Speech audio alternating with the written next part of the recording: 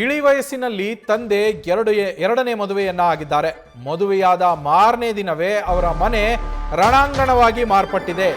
ತಂದೆ ರಾಜಣ್ಣ ವಿರುದ್ಧ ಠಾಣೆಗೆ ಮಕ್ಕಳು ದೂರನ್ನ ನೀಡಿದ್ದಾರೆ. ಆದರೆ ಇದರ ವಿಚಾರಣೆಗೆ ಅಂತ ಬರುವಾಗ ಕೈನಲ್ಲಿ ಆ ತಂದೆ ಮಚ್ಚನ್ನ ಹಿಡ್ಕೊಂಡು ಬಂದಿದ್ದಾರೆ. ಅವರ ಹೆಸರು ರಾಜಣ್ಣ ಅಂತೇಳಿ. ತಮ್ಮ ಮಕ್ಕಳು ಹಾಗೆ ಸಂಬಂಧಿಕರೇ ಎಲ್ಲಿ ತಮ್ಮ ಮೇಲೆ ಹಲ್ಲೆ ಮಾಡ್ತಾರೋ ಅನ್ನೋ ಅನುಮಾನದಿಂದ ಮಚ್ಚ ಹಿಡ್ಕೊಂಡು ಠಾಣೆಗೆ ಬಂದ್ರಂತೆ ತಂದೆ ರಾಜಣ್ಣ. ಹೊಳೆ ನರಸೀಪುರ ಠಾಣೆಯಲ್ಲಿ ಈ ಘಟನೆ ನಡೆದಿರುವಂಥದ್ದು. ಠಾಣೆಯಲ್ಲೇ ವಿಡಿಯೋ ಮಾಡಿದ್ದಾರೆ ಮಕ್ಕಳು ತಂದೆ ಮಚ್ಚನ್ನ ಹಿಡ್ಕೊಂಡ್ಬರೋದನ್ನ. ರಕ್ಷಣೆಗಾಗಿ ನಾನು ಠಾಣೆಗೆ ಹೋಗಿದ್ದೆ ಅಂತ ತಂದೆ ರಾಜಣ್ಣ ಸ್ಪಷ್ಟನೆಯನ್ನ ನೀಡಿರುವಂಥದ್ದು. ಠಾಣೆಗೆ ಹೋಗುವಾಗ ಮಚ್ಚು ಹಿಡ್ಕೊಂಡು ಹೋಗಿದ್ರ ಬಗ್ಗೆ ಮಚ್ಚು ಹಿಡ್ಕೊಂಡು ಠಾಣೆಗೆ ಬಂದಿದ್ದಾರೆ. ಎರಡನೇ ಮದುವೆಯಾದಂತಹ ತಂದೆ ರಾಜಣ್ಣ ದೃಶ್ಯಗಳಲ್ಲಿ ಗಮನಿಸ್ತಾ ಇದ್ದೀರಾ. ಮಚ್ಚನ್ನ ಹಿಡ್ಕೊಂಡು ಬಂದಿರುವಂತಹ ದೃಶ್ಯ, ಪೊಲೀಸರ ಜೊತೆ ಮಾತನಾಡ್ತಾ ಇರುವಂತಹ ದೃಶ್ಯ, ಜೋರಾಗಿ ಸಂಭಾಷಣೆ ನಡೆದಿರುವಂಥದ್ದು. ಆ ಎಲ್ಲ ವಿಡಿಯೋವನ್ನ ಮಕ್ಕಳೇ ಮಾಡಿರುವಂಥದ್ದು. ಮಚ್ಚ ಹಿಡ್ಕೊಂಡು ಬಂದಿರೋ ವಿಡಿಯೋವನ್ನು ಕೂಡ ಮಕ್ಕಳೇ ಮಾಡಿದ್ದಾರೆ ಅನ್ನೋ ಮಾಹಿತಿ ಇದೆ. ರಾಜಣ್ಣ ಇಳಿ ವಯಸ್ಸಿನಲ್ಲಿ ಎರಡನೇ ಮದುವೆಯನ್ನ ಆಗಿದ್ದಾರೆ. ಈ ಎರಡನೇ ಮದುವೆಗೆ ಅವರ ಮಕ್ಕಳ ವಿರೋಧ. ಈ ವಿರೋಧದಿಂದಾಗಿ ರಾಜಣ್ಣ ಮದುವೆಯಾದ ಮಾರನೇ ದಿನವೇ ಅವರ ಮನೆ ರಣರಂಗವಾಗಿ ಮಾರ್ಪಟ್ಟಿದೆ. ತಮ್ಮ ತಂದೆಯ ವಿರುದ್ಧವೇ ಮಕ್ಕಳು ಪೊಲೀಸ್ ಠಾಣೆಗೆ ಹೋಗಿ ದೂರನ್ನ ಕೊಟ್ಟಿರುವಂಥದ್ದು. ಆ ದೂರನ್ನ ಕೊಟ್ಟಂತಹ ಸಂದರ್ಭದಲ್ಲಿ ಪೊಲೀಸರು ವಿಚಾರಣೆಗೆ ಬನ್ನಿ ಅಂತ ಕರೆದಾಗ ಮಚ್ಚು ಹಿಡ್ಕೊಂಡು ಪೊಲೀಸ್ ಸ್ಟೇಷನ್ಗೆ ಹೋಗಿದ್ದಾರೆ ರಾಜಣ್ಣ. ಅದಕ್ಕೆ ಅವರು ಕೊಡ್ತಾ ಇರುವ ಕಾರಣ, ನನ್ನ ಮಕ್ಕಳು ಹಾಗೆ ಸಂಬಂಧಿಕರು ಎಲ್ಲಿ ನನ್ನ ಮೇಲೆ ಹಲ್ಲೆ ಮಾಡ್ತಾರೋ ಅನ್ನೋ ಭಯ ನನಗಿತ್ತು, ಆತಂಕ ನನಗಿತ್ತು. ಆ ಕಾರಣಕ್ಕಾಗಿ ನಾನು ಮಚ್ಚನ್ನು ಹಿಡ್ಕೊಂಡು ನನ್ನ ರಕ್ಷಣೆಗೋಸ್ಕರ ಮಚ್ಚನ್ನು ಹಿಡ್ಕೊಂಡು ಪೊಲೀಸ್ ಸ್ಟೇಷನ್ಗೆ ಹೋದೆ ಅಂತ ರಾಜಣ್ಣ ಹೇಳಿರುವಂಥದ್ದು.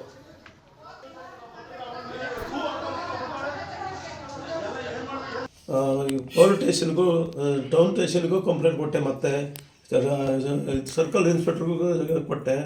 ಆದರೂ ಸಹ ನನಗೇನು ಕ್ರಮ ತಗೊಳ್ಳಲ್ಲ. ಅವರು ಒಂದು ದಿವಸ ಕೊಟ್ಟದಕ್ಕೆ ಅವತ್ತೇ ಕರೆದ್ರು, ಅವತ್ತೇ ಹೋಗಿ ಇಬ್ಬರು ಹೋದೋ. ಅವತ್ತೇನು ಅಲ್ಲಿ ಇದು ಮಾಡಲ್ಲ. ಬಂದು ಒಬ್ಬರು SI ಅವ್ರಿಗೆ ಕಂಪ್ಲೇಂಟ್ ಬಂತು, ಅವರು ಇದು ಮಾಡಿದ್ರು, ನನ್ನನ್ನು ಜೋರು ಮಾಡಿದರು. ಅದಕ್ಕೆ ನೀವು 11 ತಾರೀಕಿಗೆ ಕೊಟ್ಟಿದ್ದೆ, ಆದರೂ ಕ್ರಮ ತಗೊಳ್ಳಲ್ಲ. ನಾನು ಹೋಗಿ ಸಾಯಂಕಾಲ ಬರೋಕ್ಕೆ ಹೇಳಿದರು. ಯಾವತ್ತು ನೆನ್ನೆ ಸಾಯಂಕಾಲ ಬರೋಕ್ಕೆ ಹೇಳಿದರು. ಸರಿ 8 ಗಂಟೆಯಲ್ಲಿ 7:30 8 ಗಂಟೆಯಲ್ಲಿ ಹೋದೆ, ಕರೆದ್ರಲ್ಲ ಅಂತ. ಹೋದ ತಕ್ಷಣ ಅದು ಏನಾಯಿತು, ನಾನು ಪ್ರಾಣ ಭಯಕ್ಕೆ ನಾನೊಂದು ಮಚ್ಚಿಟ್ಕೊಂಡು ಹೋಗಿದ್ದೆ ಕಾರಲ್ಲಿ. ಅದನ್ನೇ ತಗೊಂಡೋಗಿ ಅವ್ರಿಗೆ ಕೊಟ್ಟೆ. ಬಾಗಿಲಿಗೆ ಹೋಯ್ತಿದ್ದಂಗೆ ಅವರು ನನ್ನ ಸೊಸೆ ಬೀಗ ಎಲ್ಲ ಸೇರಿ ಇವಳನ್ನ ಹೊಡೆಯಕ್ಕೆ ಬಂದರು. ಅದಕ್ಕೋಸ್ಕರ ನಾನು ಕಾರಿಂದ ಮಚ್ಚು ತಗೊಂಡೋಗಿ ನನ್ನ ರಕ್ಷಣೆಗೆ ಒಳಗೆ ತಗೊಂಡೋಗಿ ಕೊಟ್ಬಿಟ್ಟು ಸಾಹೇಬ್ರಿಗೆ ಹೇಳಕ್ಕೆ ಹೋದೆ. ಸಾಹೇಬ್ರು ಏಕ್ತು ಒಂದೇ ಸತಿ ಬಂದು ಓದೆ ಏನಾಗ್ತದೆ, ಈಗ ಏನು ಹೇಳ್ತಿರಲ್ಲ ನೀನು ಅಂತ ಹೇಳಿ ಬಂದು ಕುತ್ತಿಗೆ ಹಿಡ್ಕೊಂಡು ಹೊಡ್ಕೊಂಡು 4 ಜನ ಪೊಲೀಸ್ನರು ಅವ್ರ ಜೊತೆಗೆ. ಅವರು ಸಹಿತ ಎಲ್ಲ ಹೇಳ್ಕೊಂಬಂದು ಒಂದು ರೂಮಿಗೆ ಸೇರಿಸಿ ನನ್ನ ಒದ್ದು, ಈ ಬಟ್ಟೆ ನನ್ನ ಹೊರದು ಕಾಲಲ್ಲೆಲ್ಲ ಒದ್ದು ನನ್ನ ಹಿಂಸೆ ಕೊಟ್ಟು ಹೊಡೆದರು. ಈ ಥರ ಆಗಿ ಆಮೇಲೆ ನಾನು ಹೋಗ್ತೀನಿ, ಬೇಡ ಹೋಗ್ತೀನಿ ಅಂದರು, ಹೊರಗೆ ಬಿಡೋರು. ನನ್ನ ಮೊಬೈಲ್ನ ಕಿತ್ಕೋದ್ರು. ಅಲ್ಲೇ ಕೂರ್ಸ್ಕೊಂಡು ಅವರು ಹೇಳೋರು. ಅವ್ರ ಆಚೆ ಕಡೆ ಅವರೇ ಒಂದು 50 ಜನ. ಅಲ್ಲಿ ಹೋಗ್ಬೇಡಿ, ಕೊಲೆ ಮಾಡಾಕ್ತಾರೆ ಅಂದರೆ ಸ್ಟೇಷನ್ ಮುಂದಲ್ಲಿ ಹೆಂಗೆ ಅಂದರೆ ನಾವೇನು ಮಾಡಬೇಕು? ನಮ್ಮ ಹಾಸನ ಪ್ರತಿನಿಧಿ ಕಿರಣ್ ಫೋನ್ನಲ್ಲಿ ಕನೆಕ್ಟ್ ಆಗಿದ್ದಾರೆ. ಕಿರಣ್, ಇದು ಕೇವಲ ಇಲ್ಲಿ ಇಳಿ ವಯಸ್ಸಿನಲ್ಲಿ ಮದುವೆ ಆಗಿದ್ದು ಅಂತ ಅನಿಸ್ತಾ ಇಲ್ಲ. ಯಾಕೆಂದರೆ ರಾಜಣ್ಣ ಅವರು ಆರೋಪ ಮಾಡ್ತಾ ಇರೋದು ನೋಡಿದ್ರೆ ಪೊಲೀಸರ ಮೇಲೂ ಆರೋಪ ಮಾಡ್ತಾ ಇದ್ದಾರೆ, ತಮ್ಮ ಕುಟುಂಬದ ಮೇಲೂ ಆರೋಪ ಮಾಡ್ತಾ ಇದ್ದಾರೆ. ಇವರು ಇಳಿ ವಯಸ್ಸಿನಲ್ಲಿ ಮದುವೆ ಆಗಿದ್ದಷ್ಟೇ ಸಮಸ್ಯೆನಾ, ಬೇರೆ ಏನಾದ್ರು ಸಮಸ್ಯೆ ಇತ್ತಾ ಕಿರಣ್ ಅಲ್ಲಿ?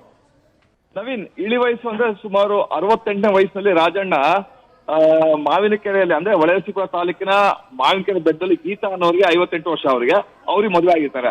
ಮೊದಲನೇ ಪತ್ನಿ ಏನು ತೀರ್ಕೊಂಡಿರ್ತಾರೆ, ಮೃತಪಟ್ಟಿರ್ತಾರೆ, ಸಹಜ ಕಾರಣದಿಂದ ಮೃತಪಟ್ಟಿರ್ತಾರೆ. ಅವ್ರಿಗೆ 3 ಜನ ಮಕ್ಕಳಿರ್ತಾರೆ. ಇಬ್ರು ಹೆಣ್ಮಕ್ಳಾದ್ರೆ ಒಬ್ರು ಪುತ್ರ ಕೂಡ ಇರ್ತಾನೆ. ಅವ್ರಿಗೆಲ್ಲ ಮದುವೆ ಮಾಡಿ ಅವರ ಪಾಲಿಗೆ ಏನೇನ್ ಕೊಡ್ಬೇಕು ಎಲ್ಲ ಆಸ್ತಿನೂ ಕೂಡ ಕೊಟ್ಟಿದ್ದೀನಿ ಅನ್ನೋದು ರಾಜಣ್ಣ ವಾದ. ಆದ್ರೆ ಮಕ್ಕಳು ಯಾವಾಗ ತಂದೆ ಇನ್ನೂ ಮದುವೆ ಆಗ್ತಾರೆ ಆಗ ತೀವ್ರ ಅಸಮಾಧಾನ ವ್ಯಕ್ತಪಡಿಸ್ತಾರೆ, ತಮ್ಮ ಆಕ್ರೋಶನ ಹೊರ ಹಾಕ್ತಾರೆ. ಈ ವಯಸ್ಸಲ್ಲಿ ನಮ್ಮ ಅಪ್ಪನ ಏಕೆ ಮದುವೆ ಆಗ್ಬೇಕು ಅನ್ನೋ ಒಂದು ಏನು ಅಸಮಾಧಾನ ಹೊರ ಹಾಕ್ತಾರೆ.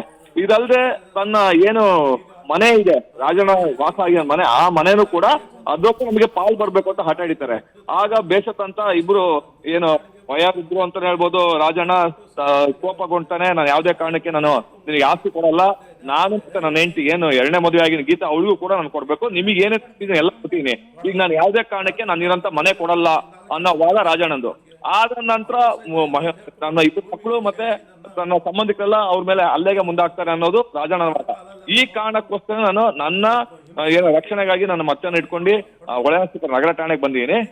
ಠಾಣೆಗೆ ಬಂದು ಅಂದ್ರೆ ಹಲ್ಲೆಗೆ ಮುಂದಾಗಿದ್ದು ನನ್ನ ಸೇಫ್ಟಿಗೆ, ನನ್ನ ಆತ್ಮರಕ್ಷಣೆ ಈ ರೀತಿ ಕೃತ್ಯ ಅಂದ್ರೆ ಮಚ್ಚಿಟ್ಕೊಂಡ್ ಬಂದಿದ್ದೇನೆ ಅಂತ ಕೂಡ ರಾಜಣ್ಣ ಪೊಲೀಸರ ಮುಂದೆ ಹೇಳಿರುವಂತದ್ದು. ಈಗ ಹೊಳೆನರಸೀಪುರ ನಗರ ಠಾಣೆಯಲ್ಲಿ ದೂರು ಮತ್ತು ಪ್ರತಿ ದೂರು 2 ಕೂಡ ದಾಖಲಾಗಿದೆ. ಈ ಸಂಬಂಧ ಇಬ್ಬರನ್ನು ಕೂಡ ಠಾಣೆಗೆ ಕರೆದಿ ವಿಚಾರಣೆ ಮಾಡ್ತಾ ಇರುವಂತದ್ದು. Naveen, thank you Kiran ಡೀಟೇಲ್ಸ್ಗೆ.